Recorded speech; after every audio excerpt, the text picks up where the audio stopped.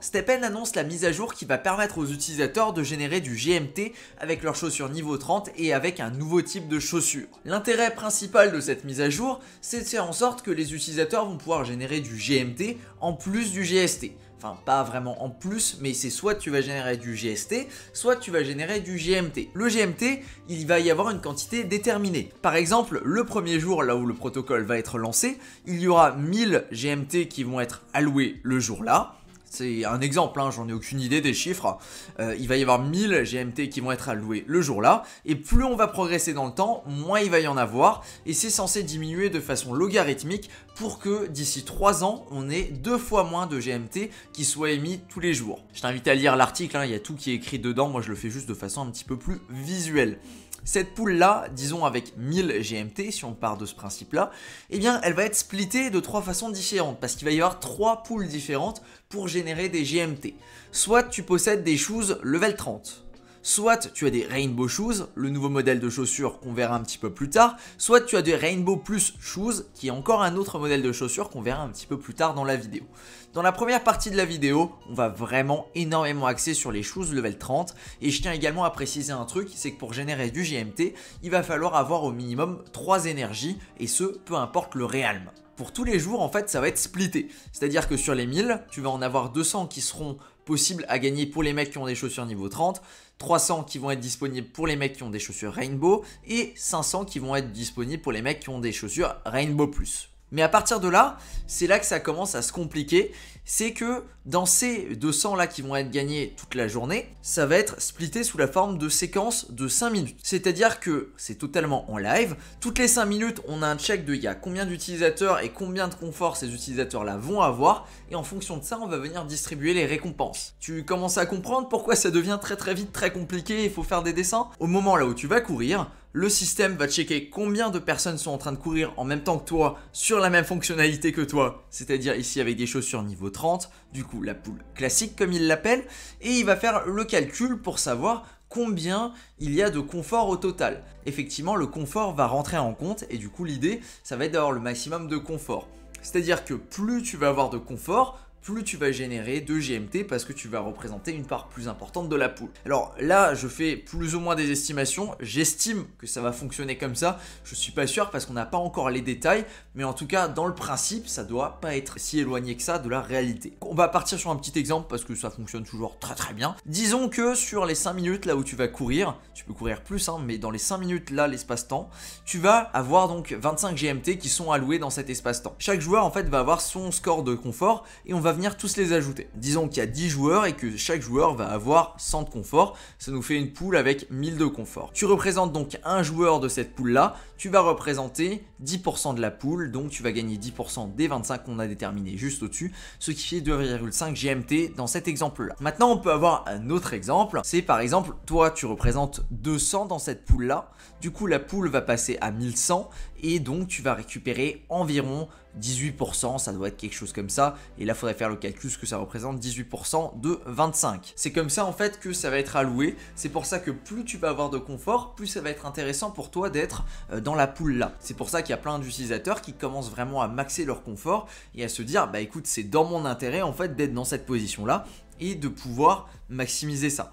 Il y a également un facteur avec l'énergie, mais l'énergie va pas rentrer en compte parce qu'on est dans un segment de 5 minutes et si je dis pas de bêtises, chaque segment de 5 minutes correspond à un énergie. Comme on l'a dit tout au début, ça c'est juste une pool parce qu'en fait il va y avoir 4 pools. Alors la quatrième, j'en parle pas ici parce qu'elle est mentionnée que très brièvement. Et il n'y a aucun détail dessus en fait, ce sera dit que ce sera annoncé un petit peu plus tard, comment ça fonctionne, etc. Donc j'en parle absolument pas dans cette vidéo, c'est hors contexte. Par contre, on va avoir deux nouveaux types de chaussures qui existent, ce sont les Rainbow Shoes et les Rainbow Plus Shoes. Donc deux nouveaux types de chaussures, hein. Ce sont pas vraiment des raretés, c'est un petit peu particulier. Il faut savoir que déjà dans un premier temps, comment est-ce qu'on les obtient hein, ces chaussures là. Mais à chaque fois que tu vas venir combiner tes chaussures, enfin tu vas venir choper une chaussure du niveau supérieur, c'est sûr. Si tu as 5 common, tu vas venir choper une uncommon. Mais en plus de ça, d'ailleurs du coup ici c'est 2. Mais en plus de ça, tu vas avoir une chance de choper une chaussure qui est une Rainbow. Rainbow, du coup, c'est la nouvelle rare. Je sais pas si c'est vraiment une rareté ou une catégorie, mais c'est comme ça que tu vas pouvoir les choper. Si tu vas mélanger, du coup, combiner 5 chaussures qui sont des chaussures uncommon, tu as un certain pourcentage de chance d'obtenir une Rainbow Plus. C'est comme ça qu'on va donc pouvoir obtenir ces nouvelles chaussures. Alors j'ai un petit peu zappé la partie au-dessus, mais si on est dans des poules pour les Rainbow Shoes, le confort ne rentre pas en compte, tout simplement parce que ce sont des chaussures qui n'ont pas de stats. Donc ça dépend uniquement du nombre de joueurs qui sont en train de jouer en même temps que toi et donc de courir tout simplement. Et s'il y a 30 GMT pour 10 joueurs, que tu représentes un joueur, bah tu vas gagner 10% de 30, ce qui va faire 3 GMT dans cet exemple-là. Il faudra s'arranger pour courir quand il y a le moins de joueurs possible, histoire de maximiser son profit là-dessus. Il faut comprendre que les chaussures Rainbow sont un petit peu particulières, qui sont toutes des trainers, c'est-à-dire que tu vas pouvoir courir de 0 à 20 km/h, il suffit d'aller checker un petit peu comment ça fonctionne. Les trainers, c'est exactement le même système. Les Rainbow n'ont pas de stats. Tout ce qui est confort, etc., tu oublies, ça n'existe pas sur les chaussures Rainbow, elles sont toutes identiques à part le numéro d'identifiant. Ces chaussures-là s'utilisent principalement avec la mécanique des HP. Ça date de la dernière mise à jour qui a été faite, les chaussures ont des HP et à chaque fois que tu vas courir, tu vas venir dépenser ces HP-là. Et à partir du moment là où la chaussure n'a plus de HP, bah, elle ne peut plus courir, elle ne peut plus être utilisée pour générer des GMT ou des GST ou peu importe. Toutes les chaussures là, en fait, toutes les chaussures Rainbow ont une rate à laquelle elles vont venir dépenser ces HP et quand on n'a plus de HP, la chaussure devient inutilisable. À savoir que ces chaussures là sont particulières parce qu'elles ne sont pas réparables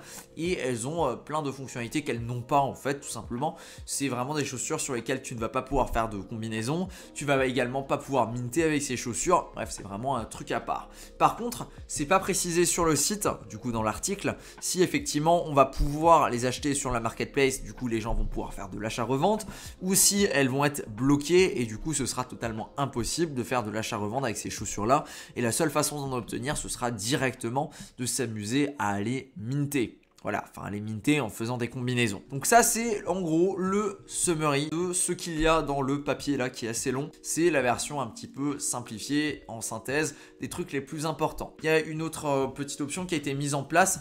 Tu sais, il y a une mise à jour il n'y a pas si longtemps qui faisait en sorte que quand tu voulais faire des combinaisons, eh bien il fallait minimum qu'il y ait 2 mints sur les chaussures que tu combinais. Ça, c'est quelque chose qui a été enlevé. Maintenant, peu importe le nombre de mints sur les chaussures que tu veux combiner, eh bien tu vas pouvoir les combiner. Il n'y a plus de restrictions à ce niveau-là, ce qui est plutôt cool parce qu'avant, ça mettait quand même certains freins sur les mecs qui voulaient combiner à ce niveau-là. Ça, c'est le petit topo sur ce qui est prévu.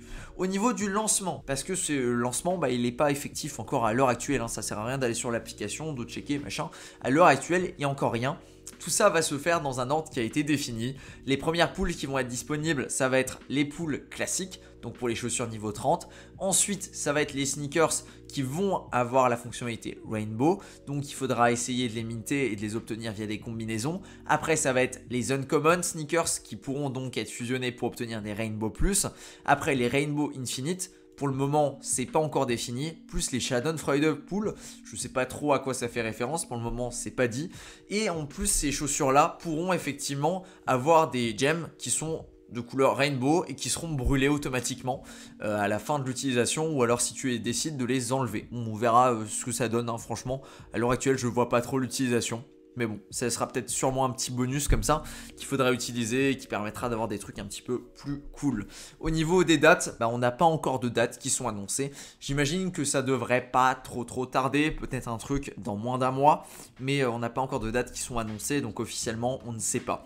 L'idée c'est vraiment de pouvoir ajouter une méthode alternative pour gagner de l'argent avec StepN, parce que clairement l'objectif de StepN, on va pas se mentir, c'est pas de jouer au hobby, c'est pas d'aller courir, mais c'est de permettre aux utilisateurs de gagner de l'argent. Même si en ce moment avec le GST c'est assez compliqué, il suffit d'aller checker sur CoinGecko pour s'en rendre compte. Il me semble que le GST est pas forcément dans une position très belle en ce moment. Le GST sur Solana notamment, qui lui est à 0,056 et pour le moment il est tombé bien bas et il a pas l'air de vouloir bien remonter à ce niveau là. Maintenant on va réfléchir un petit peu qu'est-ce que toute cette mise à jour là elle va impliquer et surtout où est-ce qu'on va aller avec ça. Déjà plusieurs choses. À l'heure actuelle, on ne sait pas ce que ça va représenter la quantité de GMT à gagner. On pourrait le calculer, je ne l'ai pas fait dans cette vidéo là. Je tiens également à préciser que ce sont des nouveaux GMT qui vont rentrer sur le marché et que du coup on va avoir une mécanique inflationniste. Là, on va avoir de plus en plus de GMT qui vont venir. Ça, tu peux le voir très facilement sur la courbe. C'est la quantité de GMT en circulation. Tu vois qu'à l'heure actuelle, on avait environ 10% de GMT en circulation et que plus le temps va passer, plus on va avoir de GMT en circulation. On va donc avoir une mécanique inflationniste qui n'est pas très bonne en termes de prix, qui a même tendance à faire baisser les prix parce qu'on va rajouter des nouveaux tokens. C'est un petit peu comme dans le monde classique, hein, si tu commences à imprimer des billets, malheureusement la valeur du billet diminue parce qu'il y en a beaucoup plus en circulation. Du coup, le prix de quasiment tout ce qui existe va commencer à augmenter. C'est ce qu'on appelle l'inflation. Ça existe également et beaucoup des protocoles sur la DeFi, etc. en ont fait les frais et comprennent très bien les tenants et les aboutissants et pourquoi on ne s'amuse pas à imprimer des tonnes de thunes là comme ça sans raison. Il y a des raisons là derrière, c'est très bien de les expérimenter une fois même si c'est pas cool d'un point de vue argent parce que tu risques de perdre pas mal. Ok, ça on a vu. L'autre truc qui est très intéressant, c'est que ça peut relancer la boucle avec le GST. À l'heure actuelle, le GST, en fait, la majorité des gens vont le vendre. Il se passe pas grand chose, d'ailleurs, ils mettent très longtemps en ce moment à faire les updates au niveau de l'offre en circulation. Ça m'étonne parce qu'à chaque fois que je regarde, en fait, soit il n'y a pas de mise à jour et du coup ça bouge pas, alors que d'habitude il y avait une mise à jour tous les 2 jours, autant te dire que ça a pas mal changé. Soit ils font la mise à jour et tu te rends compte qu'ils ont rajouté 50 à 100 millions de tokens qui arrivent sur le marché, ce qui fait en sorte que c'est encore plus difficile de relancer le prix du GST. L'idée avec cette mise à jour, c'est simplement de forcer triple guillemets, plus ou moins les utilisateurs à venir level up leurs chaussures et du coup à venir burner une quantité suffisante de GST. En plus de ça, il y a une autre mécanique, c'est la mécanique là où tu vas pouvoir créer les chaussures dites Rainbow et là on va devoir sacrifier des chaussures. Ça va donner un incentive un petit peu plus intéressant que simplement d'aller venir améliorer tes chaussures. En fait c'est de nouveau une loterie, hein. Ils sont très forts d'un point de vue loterie. Ils ont compris comment appâter les utilisateurs, hein, ils sont très forts de ce côté-là chez STEPN. L'idée, ça va être que même si c'est pas rentable pour toi de faire le move d'aller burn tes 5 chaussures, tu vas le faire parce que tu as une petite chance, très petite certes, mais une chance qui existe quand même, de pouvoir récupérer une Rainbow Shoes et cette Rainbow Shoes aura évidemment plus de valeur que le combiné de tes 5 chaussures, j'imagine en tout cas. Voilà, donc c'est vraiment dans leur intérêt de mettre ça en place et l'idée pour moi là derrière c'est vraiment une puissance assez forte qui peut venir sur le GST.